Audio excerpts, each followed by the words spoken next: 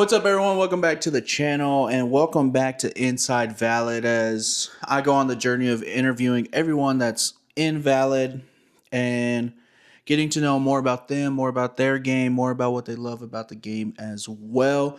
This week we are going to be joined by Nate on location. This week we filmed some gameplay stuff, we filmed some other fun stuff at a guy's weekend. Now it's time to get serious and more rooted into who we are as people as we sit down and interview Nate. But yeah, guys, before we get into it, what I want y'all to do is I want y'all to leave a like on this video. Hit that subscribe button so you don't miss out on our future videos. And in order to do that, you have to turn on those post notifications. Guys, we are almost to 100 subscribers for the channel, and all we want to do is say thank y'all. It means so much. As soon as we hit that 100, we're going to keep going for more. And we really wouldn't be doing this without y'all, so we do want to say thank y'all. But other than that, I say we get into our interview, which luckily Nate's right here. So as I readjust the camera, we're going to get on over to him. Oh, this is all about you, okay? So you don't have to pretend anything like that. We want this raw. And I'm mic'd up because that was one of the suggestions that you brought was me being mic'd up this time. So yeah, that way we have crispier audio. But yeah, dude, take your time, answer. They want to know the real you. So right off the rip, introduce yourself. Hi guys, I'm Nate. I am I don't know how to say it, but like the popper guy. I'll be the lower level cards and just the commons and the uncommons, especially like when we're going into pre-release and stuff. I will be the one that kind of gives the, hey, these are the uncommons, these are the commons that we're going to be looking for. Rares are fun, but commons are better, especially with the power creep. Everyone knows about the power creep. Well, not everyone does. Explain power creep. So power creep, over the ages, just over the time of Magic, the creatures from like lower rarities have become a lot stronger of a card. Take Tolarian Terror, I think. We have that card right here. Tolarian Terror, it's a common from Foundations. It costs 1 less to cast for each instant and sorcery card in your graveyard. It has Ward 2. It's a blue and 6, and it's a 5/5. This card, for a lot of like popper decks right now, like the meta of it is there's a Spellslinger deck that just throws Spellslinger control deck. This card came out in 2024. The cards that like were coming out like early 2000s, late 90s, the commons would be, hey, you're going to spend 4 mana for a 2/2. So there's a lot of that, like, yeah, you can still play those cards and everything, but like with all the cards nowadays and like, I mean, get into Spider-Man and there's all those legendary creatures as commons now. TMNT recently came out. There's a bunch of legendaries as common as well. But you could play like cards that were like, hey, this can't be hit by legendaries or stuff like that. If can be hit by a creature that's not legendary. But now you have to be a lot more mindful of that. So yeah. So let's get into the nitty gritty. When did you first start playing Magic? See, I first started playing when Bloomburrow came out. So in 2024, when Bloomburrow came out, Hudson caught me. We went to church together at the time, and we were talking. And I was like, "Yeah, I mean, I'll get into that. I mean, I'm nerdy. I mean, I like stuff like this." And he was like, "Yeah, there's this thing. I have a friend that plays it as well. If you get cards or not, I mean, you can just come hang out with us, and we have cards. So you can just come play with us." Well, I was down seeing my parents, and we went to a store, and I saw the Bloomburrow starter decks. Mm-hmm. So the Burke, long-eared, whatever, and the Bria, the Riptide. Otters and bunnies. Yeah, Otters and bunnies. Izzet and Selesnya. Mm-hmm. 2 standard decks. That Bria card now is Ridiculous. I bought that pack for $20, and that Bria card's now worth 30. So, Yeah. and that's the only place you can get that card. So, but yeah, I got those and went over to Sean's place, and we played standard for me to learn just the basics, and found out that my wife also played this when she was younger, so she kind of understood, and me and her, we would play together. Kind of got her into it, so now even when we're not around each other, I still have my wife that I could play with, and that's a thing that we can do together. But yeah, it's basically Hudson got me into it around Bloomborough. I'll have a soft spot for Bloomborough. I like animals. Love me and my wife will go to zoos. We will travel towns and cities, and we will go and see their zoo because we want to go to the zoo and see the animals. And I want to see the herpetarium with all the lizards and yeah, with all the lizards and snakes and stuff. And yeah. So after that first experience where Hudson brought you over, we started playing. What kept you playing after that? I guess I like the challenge. I really enjoyed the challenge of it and everything. And like, I saw a chance to make friends. Recently moved as well. I had like not a lot of friends. I would just go to work, go home, go to work, go to home, go to work, go to home. And now I finally was like, oh, well, now I have a hobby that's not just sitting around playing video games that are 10 years old. Yeah. Now you're playing a game that's 30. But ever evolving. Yeah. 30 so plus. It's 30 years old, but it's also, I mean, you play sports growing up, and those are hundreds of years old. That's true. Right? But they're always evolving, and stuff is new. So I like just the challenge, kept me going, and just the playing a game. I just love playing games, love board games, and this is just kind of like a board game to an extent. Yeah. Where it's a game. I'm not gonna get hurt feelings or anything. I know I can be competitive, but also I'm very not. So I have a gameplay video that says otherwise. Would you agree? hey, Bud? Don't we all? there's times. We all had our moments. I've never had a moment. Completely disagree on every level. Don't even. Nah, I think I'm the worst one. TBH. I mean, I'm okay to lose. I mean, over the 2 years that we've been doing this, I mean, my win record is like the Browns from 2016 to 2020. Like, Wow. like Detroit Lions. Zero- 2008. yeah, Yeah. 0.0 something win rate. Yeah. But I just enjoy playing the game.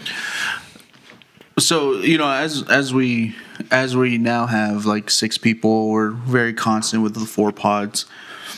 We're all competitive, but what kind of player would you say you're at the table? Are you the one who's like aggressive? Are you the one staying in the background? Are you trying to like be the puppet master where you're like, whoa, he swung at you for how much? Get him. Or what would you say your play style is at the table?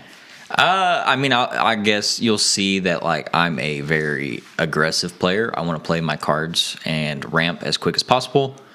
Playing Sultai, and those are my colors. Love Sultai. It's got your black, your green. Golgari is really where I play, and if I can splash a little bit of blue in there just to protect my green and black spells, I'm all for it. My favorite card is Casualties of War. The destroy. You could choose one or more, destroy one of basically each type. Love that card. And if I could put that in every deck, I would. Yep. Just based off the art from the Fallout set. Yeah. But the way I play is I play a lot of big mana ramp and get my stuff out there. I want to play kind of stompy, but I'm not playing gruel fast and stompy. I'm playing a slower paced, put stuff in my graveyard. You're going to see my graveyard have 30 cards in it in a lot of decks, and I'm just going to be using that as my hand instead of the actual hand that I have. Yep. Yeah.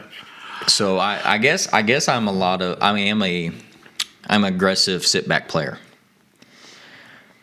Or like I'm gonna show you real quick. Here I am. But then also I'm gonna be like, all right, there I am. But that guy over there is worse. He's doing more than I am. And everyone's like, no, he's not. Yeah. You're wrong. He has 1 creature and you have 5. No. Well, right. No. But his is his commander and mine's not. Leave me alone. Yeah. I would say we all have our different play styles of it. Now you approach the game a little different more than others.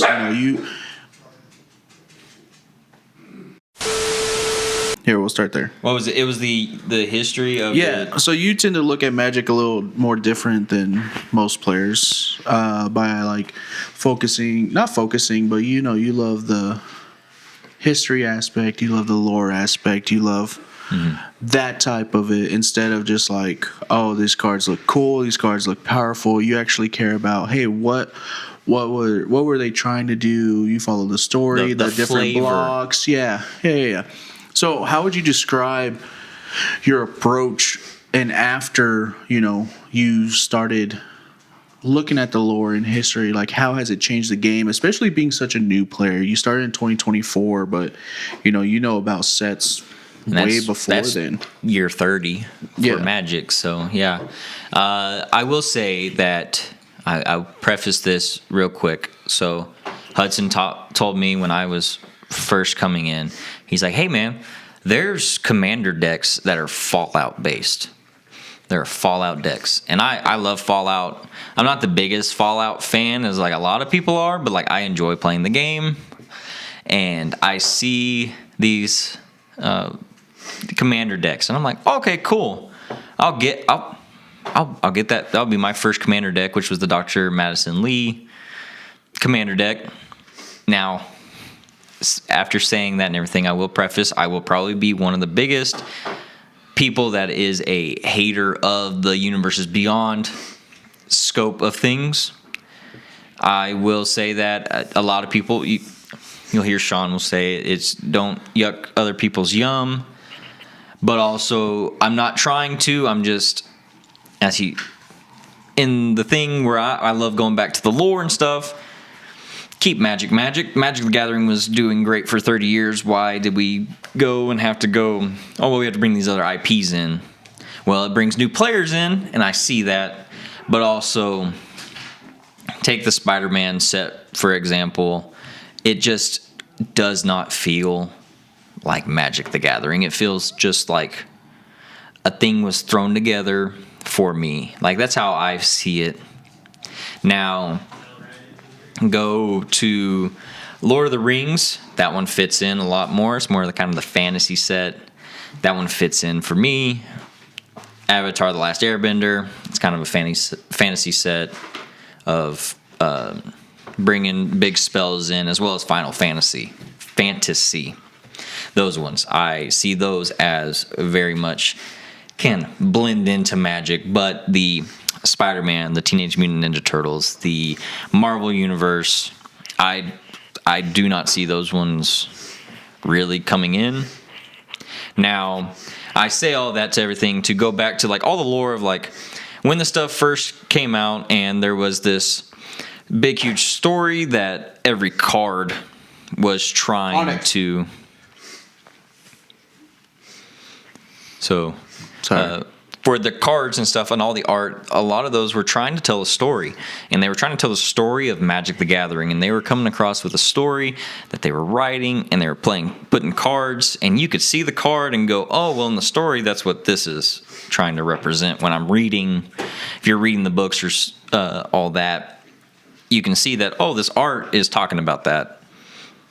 point in the story, where you go to the universes beyond, and they're not writing a story; they're just trying to take the story and fit it. They're trying to take this square and try to fit it in a circle hole sometimes. Now you have Lord of the Rings, where you can take that triangle and fit it in the square hole just fine. But that's how I've kind of gone about the lore, and just loving to see that the game is like, I want to tell you a story through these cards. Yeah, it's a powerful card, but also I want to tell you that, hey, Urza is a very powerful person. He's a very powerful protagonist that became an antagonist at one point. So yeah. Yeah. I mean, I'll still die on the hill that I disagree about Universes Beyond. But See, and that's the one thing is we can agree to disagree. I love the aspect of the Universes Beyond bringing a lot of players back. And I love that you're getting new players playing these cards and stuff. But also it's one of those like, come on now. Come on now.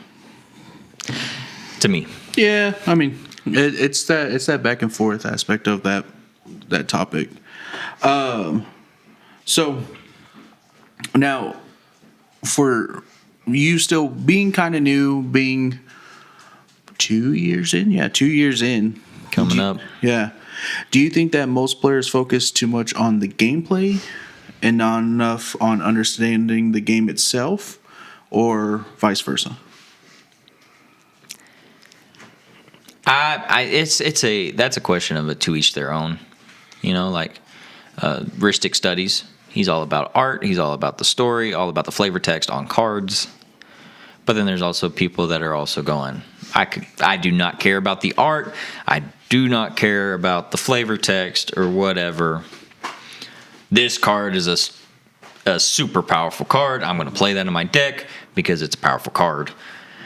So it's kind of one of those to each their own. Hudson goes off on Aether Drift and everything. I've been a mechanic for years. I love those Rat Fink-esque artworks. Love them. The cards aren't that great, but the art to me is just one of those like, oh, I've seen that around my childhood. So that's one of those things that like, yeah, that's kind of cool that it's in Magic the Gathering now, you know, the cool art to me, but like also I can see that, yeah, those cards aren't like the strongest cards. Yeah. So as we approach, now we're doing gameplay and everything, but even before that, whenever we would just meet up and play,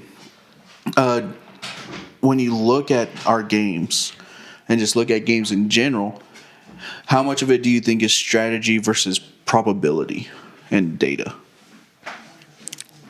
It's all strategy. Especially the games. It's all strategy. That's what this game is strategy. The probability and everything, I mean, you can do your mathematics in your head, your math magics, but you still have that, if you're playing Commander, you have that slightly above 1% to draw the card that you need, unless you're tutoring for it. And to tutor for it, you have to have that luck, but also the strategy of having the tutors in there, knowing which card you need to go reach for, bring it up to your deck, and then not get your deck shuffled by someone trying to force you to go fetch a basic land. That's true. So yeah, there's the other person that goes, oh, well, they tutored a card up to the top of their library. I have this card that makes them go search for a basic land. So then I'm gonna make them go search for a basic land and shuffle their library. So that card that they just pulled up to the top is gone now. Yeah. Yeah. What's something about newer players that normally they misunderstand? I think new players is that they're gonna come in and you're gonna win. You're gonna win. You're gonna understand the keywords and like how all the stuff is working just based off of like reading a little thing. For newer players, just know you're gonna lose. Just so you know, you're gonna lose a lot. I mean, they say that I'm getting more of the experienced one and kind of the more like into the game. And I mean, I don't win, but like I enjoy just playing the game. So I know I'm probably going to be one of those that for these gameplay videos that it's going to be a lot of, wow, Nate won one for once. I know for a fact it's going to be like that. So just know that it's okay to be bad and it's okay to lose a lot. Don't come into this game going, oh yeah, I have it in the bag and I'm going to win just because I'm like really good on arena, you know? Yeah. Yeah. I mean, So yeah, which I always recommend, and Hudson does too, to newer players to play arena so they understand the game. and you'll beat a lot of people on there. Oh, yeah. Because there's a lot of bad players on there Yeah. that have no clue what they're doing with the deck. But you're also on there not having a clue what you're doing, so the games go for 15, 20 minutes. Yeah. So All right, now let's take a deep dive into the history aspect, because you know you're a Universes Beyond not hater, but one of the you don't like it because it's changing and the IPs are essentially weird for you. yeah, well, and like for me, I got into Magic because I wanted to get into the story of Magic. Yeah. And like I want to play Magic the Gathering. When I am playing like a Spider-Man cards and I'm playing those, I'm like, there's no way that Spider-Man is over here. How is Spider-Man over here fighting Urza? Mm-hmm. Like, there's no way that Urza and a Spider-Man would like come into like contact with each other, I guess. Yeah. I mean, I guess I would say like, what were the sets that really changed? I know you're going to say Universes Beyond, but like, where did you see the decline in your eyes? What set that really changed how Magic is played today? It's hard to go like with. I will say 2025 started off with just the bottom. Like it just 2025 started off with a cold start. It was a very, very much of a cold start. You had Innistrad Remastered, which is just a set that you can't use in anything but Commander. And then you had Aether Drift, which was just a bunch of vehicles, and like I like cars, but vehicles is kind of a janky setup in Magic the Gathering. So like 2025 started off like cold. Mm-hmm. And then finally it picked up when Final Fantasy came out. Now when Final Fantasy came out, that's when like everyone was like, oh wow, this is what Magic the Gathering can be like? Oh, okay. Because, I mean, like, even, like, Target Hero Dragonstorm before it was not a great set either. Like there's good cards in there, but, like, not a great set. Yep. Where, like, Final Fantasy, I mean, you can see a bunch of cards played over across multiple ways to play. Yeah. Pause. Yeah, pause it. Thank you. It's all good. So, back to it. Are there mechanics that you think people don't fully appreciate, or like mechanics, creatures, whatever? Like, you could say vehicles if you want, but like, are there? For me, it's vehicles and mounts. There's this cult following for them, but a lot of people don't understand. Like, if you quickly like put a Mana Dork Elf deck together that just puts a bunch of +1/+1 counters on all these creatures. If you just have this like little 1-drop 1/1 and you put a bunch of +2/+2s on it, you put a +2/+2s on it and you crew a 3, that becomes a 5/4 with your little 1/1. You're doing so much better and you're not sacrificing your elf, right? Mm-hmm. So that for me, crewing and mounting,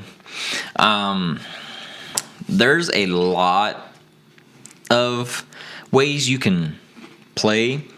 I think right now I'm trying to make myself go into like white and really look at white and play it white and red, and because I do not like those colors. Like personally, it's not my play style. I don't like playing those colors.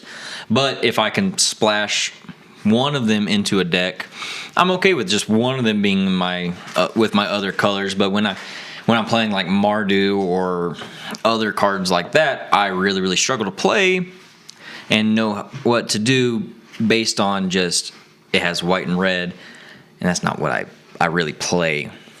Yeah. So I've been working on. I don't see a lot of people play Blink.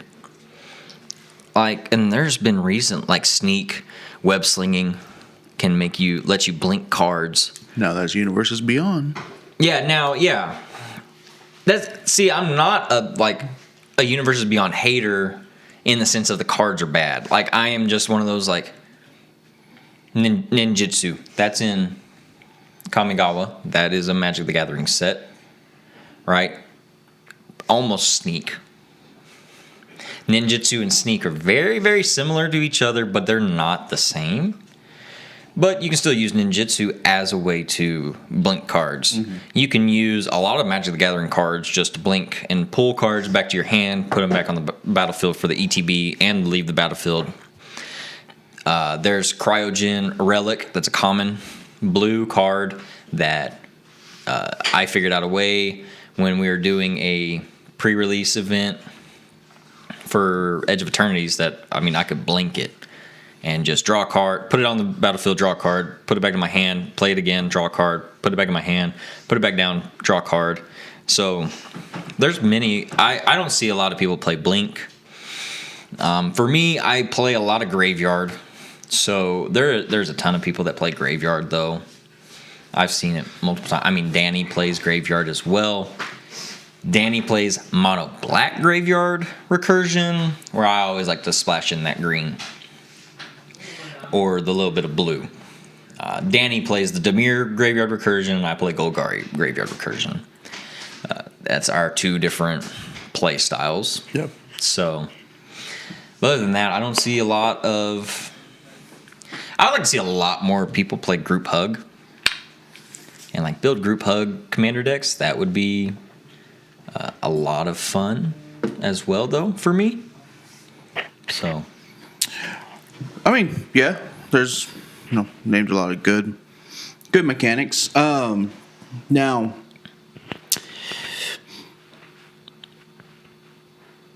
if I have a lot of questions, I have a lot of questions but timing purposes, you know what I mean? We could do a 3-hour video if we really wanted to, but that's I can talk all day. Yeah, that's what I really enjoy to do is talk. So, based on our table that we have, what do you think separates? Because you've seen me, Hudson, take decks that you're like, oh, this just isn't working, and we just make them work. What do you think separates strong players from the normal, like regular casual players? I've seen a lot of decks that y'all bring out and play, like that Arabella deck that Hudson and you also both made just absolutely go off. And they were, for me, I couldn't make Arabella kind of go off because it's red-white. I don't play red-white. If I'm going to play red-white, I need something else there to help me out to kind of understand what I'm trying to do. But like that Dr. Madison Lee, where you pulled off all those energy counters and stuff, I will say this. If you're a new player, stay away from energy. Yeah, amen. Stay away. Sorry, I wasn't supposed to comment, but stay away from energy. It is confusing. It is hard to keep track of. It's hard to understand what you're supposed to do with it. Leave that for the pheromone maxers. Leave the energy counter for the pheromone maxers. Leave them alone. I don't pheromone mags. Leave them alone. But like, Sean, he grabbed that deck and went, oh yeah, you're supposed to do this, this, this, and just absolutely wiped faced with it. So I will say, kind of, you can, but like for me now, I mean, I don't know if you can second it, but like there's a lot of decks that people just don't get going, and then like I'm sitting over there going, how do you not get this going? Like it just. I mean, yeah, and then like I do second that. I think it just comes with that experience, and like that's why I'm like, hey, what do you think separates those players from being someone who like, I can't get this going, I don't know how this is working, this isn't the idea, to someone who like, let me take a crack. Oh, here's how it works. What do you think? I think it takes time. Yeah, it really takes time. That's one of those things about this game is it's going to take time. I'm coming up on 2 years. I mean, with those pre-release videos and stuff, and like, hey, look for these cards. That's what I'm seeing. That's going to be good. I'll be honest. At our pre-releases, I've won 2 matches.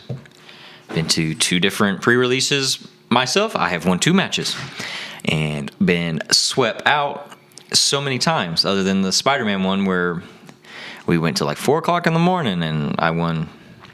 I was just outside of the top 10%. Mm-hmm. So, other than that, I mean, it's one of those, it takes time. You got to understand the set. You got to understand the cards that you're playing. Play the deck multiple times to get to know the deck a lot better. Our first gameplay video, I'm going to be playing the Sultai Arisen deck from Tarkir Dragonstorm. We were playing decks that we'd never played before, and everyone's like, man, dude, you're really getting that deck going. Because I play Sultai Graveyard Recursion and all that. So that's my big thing is like I play Sultai Graveyard. Yeah. So, and I am forcing myself to get away from that. Yep. I am making myself go to different colors and go, hey, this is how this plays, this is how this plays. And it's one of those, it's very, very difficult to get to that point of where I can sit there and go, this white card works really, really well. This red card works really, really well. I'm going to play a Boros deck. I will say this, in Commander, there are a lot of colors. Like, out of your 5 colors, white and red are probably your bottom colors in strength in Commander. I think you could second that white, absolutely. White and red. But don't say that like where it's like, oh, these colors suck and they're not good. You take that a little bit of white and you put it in one of your other decks and you splash it in. Splash that white in there. Here we go. Splash a little bit of red in there. It's gonna help the deck build. White is very, very good at spot removal and exiling and taking away enchantments. Red is a lot about going quick. Build your board state up real, real fast. But then if you use other cards that are like other colors that are like, okay, I want to slow down. Well, your red gets you out there real quick, and then the other cards are like, okay, well now we're at a slower pace. These colors are gonna start to make it a lot better. Yep. Now in other formats, I mean, white could be number 2, number 1. Red could be number 1. I think red is a good number 3 in standard right now, or a 2. 2. Blue is number 1. Yeah. But blue with green and blue with red. Yeah. So it's take your pick on which one's better at the moment, green or red. Yep.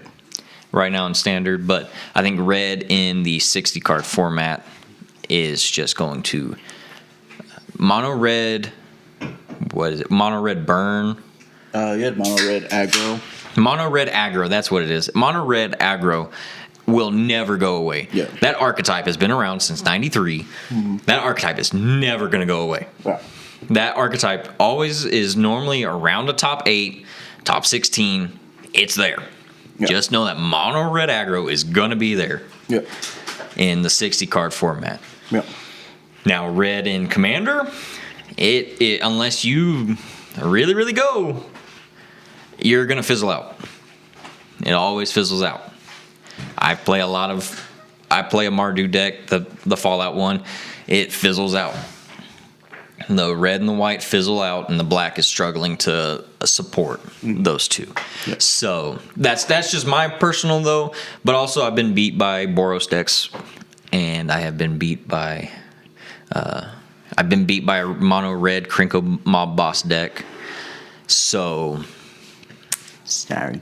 that's one thing to say. Like, pick your color. Yep. Pick your color and play with that, no matter what other people say. Like, I've been said that since I love green so much that, one day I'll grow up. The guy has been playing the game since the 90s. I played him. Ooh. It was some guy that I played at the Lorwyn Eclipsed pre-release. I was trying to play the Golgari Elves. Mm-hmm. And all of a sudden he goes, "Are you a new player?" I'm like, "Yeah, I'm a pretty new player." And he goes, "Yeah, well, what's your favorite color?" And I'm like, "Well, I love to play green." And he was playing Is It Control, I think, is how he was playing, or Demir. And he was like, "Oh, well, one of these days you'll grow up out of green and realize that green's not that great." I was like, "What?" So, but like, don't be discouraged by that. I mean, like, for me, I'm like, "Oh, okay, well," and it's also that whole, I'm like, well, is he right? Am I going to like love other colors? And so far, no. I still love my green. I still love my ramp and my stomp. Yeah. So yeah. I think that answered the question. Yeah, it did. I was still trying to wrap my head around the guy who told you to grow up from green. That's like, I don't know. But he's one of those mono red aggro players from back in the day. That's what I got off of him, is that he's a blue red player. But still, you don't. Sorry. Nah, we were talking like, and like, it was one of those like he could say it and it's not going to hurt my feelings. Gotcha. And I think he could get that feel off of me that whatever he said is not going to hurt my feelings or change my mind on how I play the game. It just rubs me the wrong way. But now, we're moving to the end of this, and this is where I normally switch to the valid aspect of the interview. When I first approached you about Valid and this channel and my goals that I had for us and what we were going to do, like, what was your first thought? I will say it was not doubt. Some of these guys probably a little bit of doubt. We're like, oh, is this really going to do something? Like, are we going to blow up, or are we going to do this? For me, I have grown up, especially at my age, I am one of those that I've grown up in the, what do we call it? The internet age. I've grown up with YouTube my entire life. That is what I have grown up with. I mean, you can label me an iPad kid. I watch YouTube almost all day, every day. Even if I'm not watching it, I'm watching like informational stuff about history, informational stuff about Magic the Gathering history, or the cards that are good coming out. And when I heard that you were wanting to start this, and like, hey, do you really want to do this? And you probably remember. Oh yeah, let's do this. That I was not a like, oh, well, I had to think about it. Mm-hmm. It was oh yeah, I'm in. Just, here we go, I'm in. And that was one of those things that I'm not regretting it. Yeah. It's one of those, like, I love content creation. I have wanted to do this since I was so young. Like, I wanted to play video games on YouTube and make videos playing video games, playing Minecraft or playing Madden, trying to play Call of Duty. They're probably out there somewhere, but there's some Twitch streams of me playing Call of Duty, and the title of them is "Come Watch How Bad I Am at Call of Duty." And at one point I got like 6 viewers at one point. Yeah. And they saw me go 0-2 20 something. So I wasn't lying with my title. Yeah. Okay, there was no clickbait. Can't clickbait on saying, "Come watch how bad I am." Yeah. But I've always wanted to do this. I've always wanted to be somewhere in media or content creation of something that I love. If it's sports, Magic the Gathering, it's where I've always wanted to be. So when you were like, "Hey, want to do this?" I'm here. I'm in. Yeah. Let's go. And like, I'll be blunt.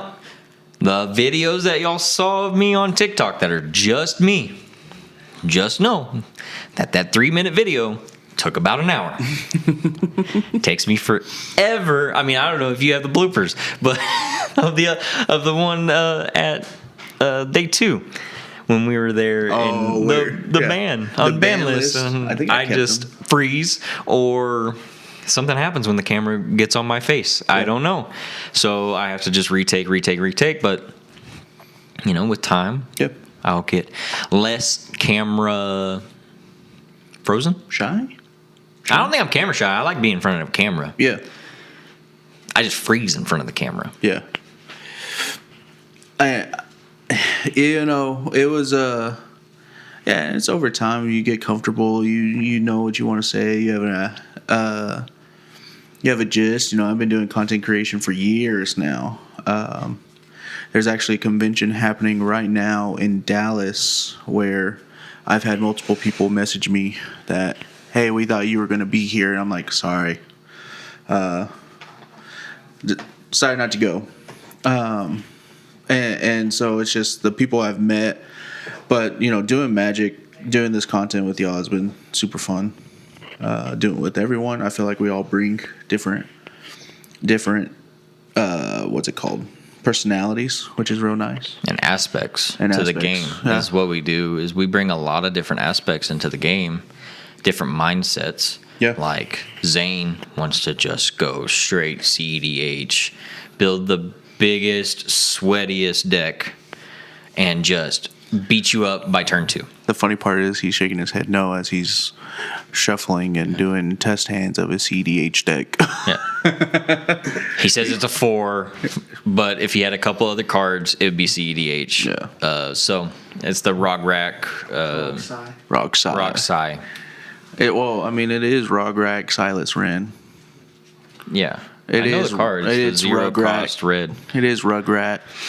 So, but like he wants to go like full CDH. Here we go. I want to punch you in the face in turn 2, and game's over because I did my infinite combo or my almost infinite combo. Yeah. That's what he wants to do.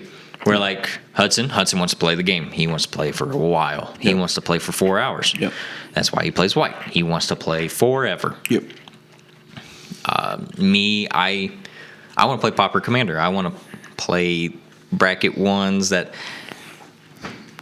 unlike those decks that we got, but like where there are those more powerful common cards and not just vanilla cards. Yeah. Commons. So there are those, and like Yeah. those are just a couple examples of it. Yeah, so background, we decided, we were doing this guys weekend, we decided to do random commander decks that we found on eBay. So I got 6 of them. They were hella bracket 1s. They sucked. Game, I think we were 2 hours in, and I think I had the least amount of life at 28. Everyone else. We were bored. Yeah. I think we were bored playing the game, so but also it was a lot of commons that like Yeah. they were not good cards, like not Yeah. good commons. That's Yeah. why they're in a cheap deck, because they're not that good. But like if we put together a Pauper Commander deck, Yep. or even if we just played regular Pauper, I mean, let us know if you want us to see other formats of Magic the Gathering. If you want us to see that, like comment down below if you want to see us play Pauper, Standard, Modern. We can't afford Modern. We'll have to proxy Modern, but if y'all are okay with us proxying decks, but if you want to see us play those decks and stuff. Yeah. But like, there's some Pauper decks that are $200. So, Yeah, commons. I was gonna say- $200. I was like, Common. that's not bad. My Common Ur Dragon decks a lot. So, but yeah, like if you want us to not just play Commander, let us know. Yeah. You know, I love Pauper. I have a mono green elf deck that I'm trying to put together. That is straight Pauper. Makes sense. I'm a green elf player, so Yeah. Which, I mean, speaking of, like, what do you see for the future of Valid? Like, I know, like, I asked Zane and Hudson this, and is it like, hey, us going to conventions, us getting sponsored? Like, it could be short-term future, it can be long-term future, it can be us not having to rent an Airbnb to do gameplay for the first time. yeah. Me getting out of my apartment to do gameplay, us getting a studio. I think, I mean, it's all up to y'all. If y'all are enjoying our content, you're sharing it with people, liking, and just getting it out there. Me personally, I would love to go meet fans of our channel. I would love to meet y'all, talk about Magic. And like if y'all are really enjoying this, I mean, I would love to do this long term and just keep just playing and having fun while we're doing it, even if the group can't stay in one town, one city. If stuff happens, if we can be like other channels and stuff though too that are like not all in the same city as well. Yeah. Like we are. So if that's what I see. I mean, I see that this channel could blow up anytime. Magic's getting bigger, Pokemon's getting big. All the TCG games are getting big, and more people are watching the content now. So it's kind of the bubble of COD and Battlefield and all the what are they? The first person shooter games content has kind of gone down for what people want to watch, and it's a lot of more like this or like history or whatever. So yeah, and I think what as you said, like everything's getting bigger, future. I mean, people are starting to notice us at like our local LGSs. Like I did that midnight pre-release, and someone was like, "Hey, dude, keep up the good work on the channel." Yeah. And I'm like, "Oh, well, thank you." So, and I know a lot of people are like, "Oh well." I know it would be one of those that's like, "Oh yeah, we're making it." That's kind of the feeling that I would get from it. Is like, "Oh yeah, we're making it." yeah. But also, it's there's also those big people that are like, "Okay, now." Leave me alone a little bit, but Yeah. I don't want to ever get to that point. Yeah, and like Nate said, it's all thanks to y'all on there. So last bit, I have rapid fire questions. Oh yeah, All right. I'm ready. Okay. Let's go. Blue. Oh, I mean, that was the first question. what is it? All right, I got 15 questions for you. 15. Oh 15 my gosh. rapid fire. What I want from you is to not think about it. First instinct that comes to your mind. Okay? Cow. Nope. Oh, Nope. Not Holy even. cow. Nope. Nope. Pop the card up. Editor. Oh wait, that's me. Card here in my hand. Again. All right, you ready? You ready? Yeah. Un, dos, tres, cuatro. Ding, ding, ding, ding, ding, ding, ding, ding. We got it monetized. Anyways, all right. Starting with question 1. 25 seconds on the clock. No, this Family Feud. Steve. That's not All right. enough. Favorite Magic color. Green. Favorite Commander. More. What is it? Morcant. The Grand. I will go Lathril-bladed elves. I'll put the high Morcant on there. But put them both here. Yeah. The Golgari one, right? Or are you Yes. talking about the Sultai one? No, the Golgari one. Golgari. Yeah, the High the high I started Morcant. off with the Thrill Blade Elves. Yep. Okay, and then I'm trying to move that deck into a Lorwyn Eclipse Yep. Blight Yeah. with Morcant. Least favorite color to play against. Play against Play against. blue. Favorite set of all time? Favorite set of all time. I have two. I'll go Lower When Eclipsed. I mean, I love the Return. Yep. So Most overrated card? most overrated card. Oh my gosh, I don't know an overrated card. Ristic Study. Anyways. Most underrated card. Isn't that what most people say? That's what everyone's been saying. I mean, I think Smothering Tithe is more overrated. Most underrated card. Most underrated card, Casualties of War. Aggro, control, or combo? Control. Best magic mechanic? Best magic mechanic. What does that mean? That means Like the trample, haste, vigilance, blight. Those. rag counters. Oh, okay. Worst magic mechanic? What banding? Okay. You don't even know what banding is. Nope. Yeah, get your history up. I already know this next question.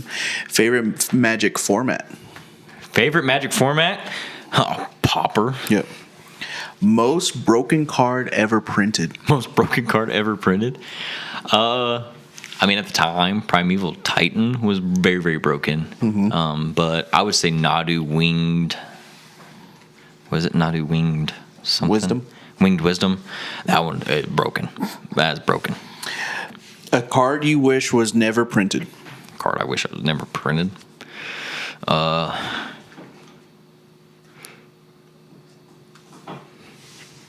I'm just kidding.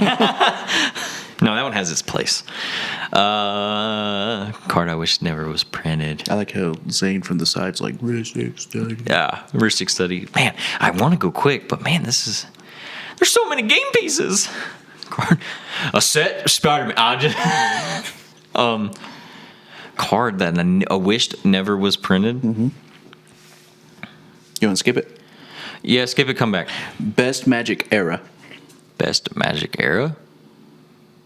I mean, I would say now. I'm in. So, Favorite deck you've ever played? favorite deck I've ever played. Man, that's a close one. I'll go with the Wise Mothman. One card you'd put in every deck if you could? Casualties of War. Love that card. All right, back to a card you wish was never printed. Like Avacyn, you can go. What's a white card? Avacyn, Smothering Tithe. Smothering No, Tithe. that one's Oh not. no, I kind of like Smothering Tithe. Smothering Tithe is like, it's annoying. Ristic Study is annoying, but like they're not like huge, you know. Like I'll get him out of here, you know. Mm-hmm. Urza, Grand Arbiter, or whatever. What's the Grand Arbiter one?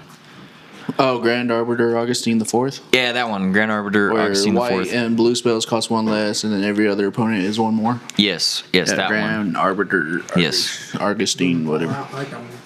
Yeah. Well, that was it for the rapid fire. And for this video, Nate, what I've said at every end of the interviews, thank you for being part of Valid. I don't think we'd be where we are without you, without anyone. Hey, I will say this. I don't want to gloat or anything, but I have a little bit more of a behind the scenes That is very true. part than I do camera part. Yeah, honestly, It's yes. where I enjoy myself being behind the scenes more than in front of the camera. Yeah. I enjoy being in front of the camera, don't get me wrong, but I much do also enjoy just doing the behind the scenes stuff that not people don't want to do. Yeah. So Yeah. So, I mean, thank you for being part of Valid. Yeah. I'm excited for the future. Excited for what we got planned, what we're Oh, yeah. doing. Now that we got gameplay going, film those first two videos. Quality is just going to go up from here.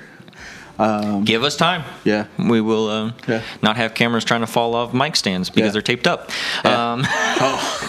Yeah. Don't worry. I'm gonna give a run through about everything.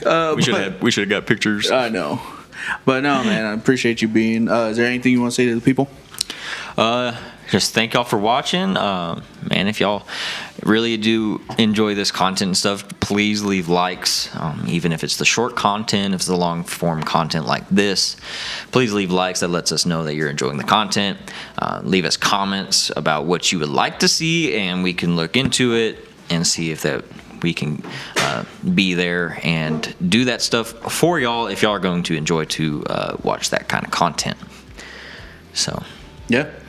Well, like Nate said, leave a like, hit that subscribe button, turn on post notice, and Ring that bell. Ring that bell. Well, we love y'all. We appreciate y'all. And we'll catch y'all on the next one. Hit them with the deuces. peace. All right.